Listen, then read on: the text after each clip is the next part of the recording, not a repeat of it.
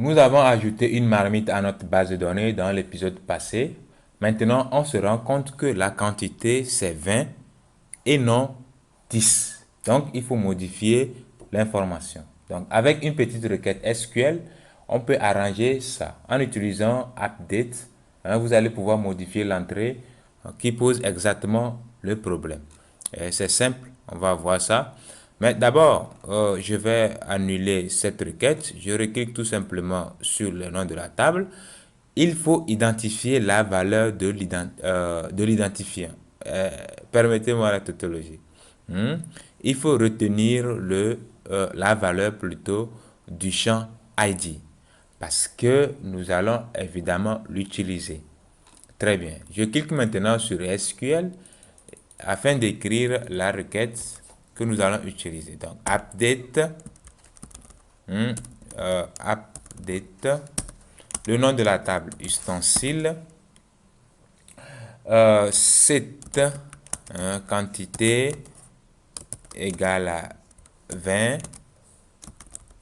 where ID égale à 10. Je crois très bien que c'est ce que l'attribut ID avait comme valeur pour la ligne que nous aimerions modifier. Donc, essayez de comprendre tout ce charabia-là. Tout d'abord, le mot-clé update, c'est bon, permet de dire qu'on va modifier une entrée. Bien. Ensuite, le nom de la table dans laquelle nous aimerions modifier exactement la valeur concernée. Le mot-clé set, qui sépare le nom de la table de la liste des champs à modifier.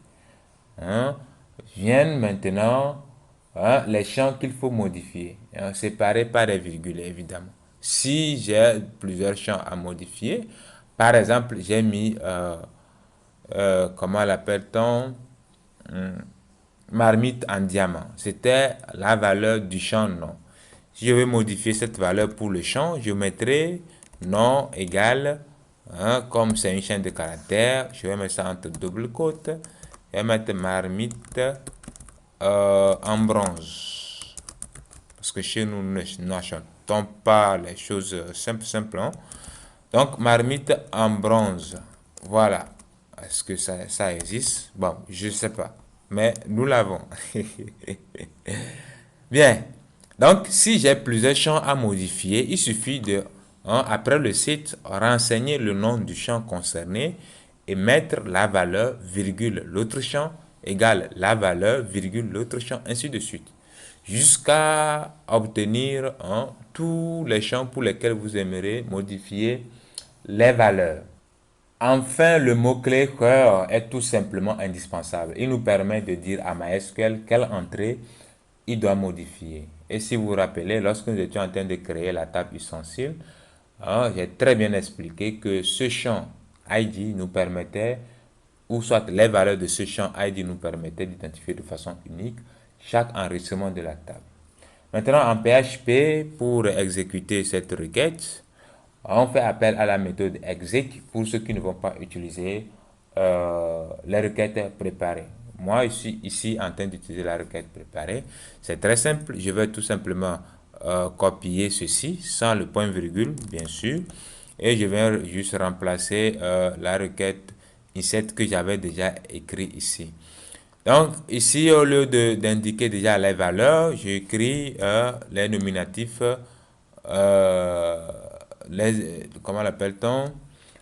Comment je les appelle déjà? Les marqueurs nominatifs. Voilà, excusez-moi. Donc, je vais indiquer les marqueurs nominatifs, tout simplement. Donc, ici, je vais mettre nom. Quantité, je vais mettre aussi deux points, QTT, comme j'ai l'habitude de le faire.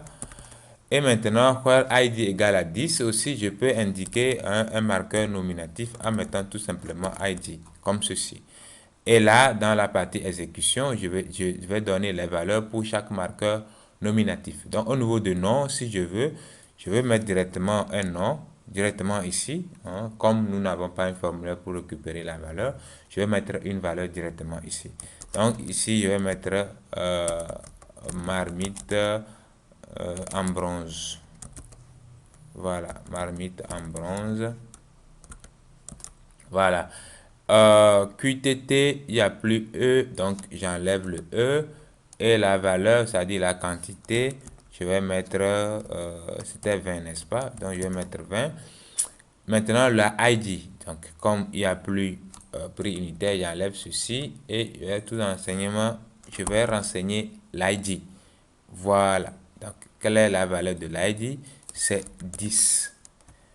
Voilà. Donc, ici, je vais modifier maintenant en disant mise à jour avec succès.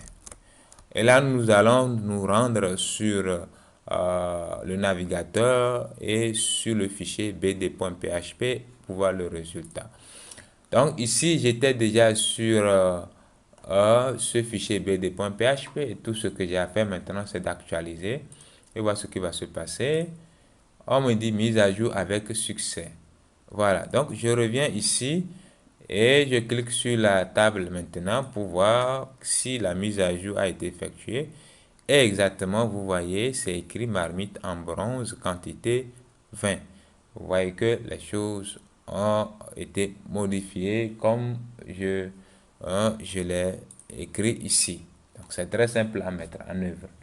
Donc, dans la prochaine épisode maintenant, nous allons apprendre à supprimer les enregistrements dans la table en passant toujours par le PHP et les requêtes.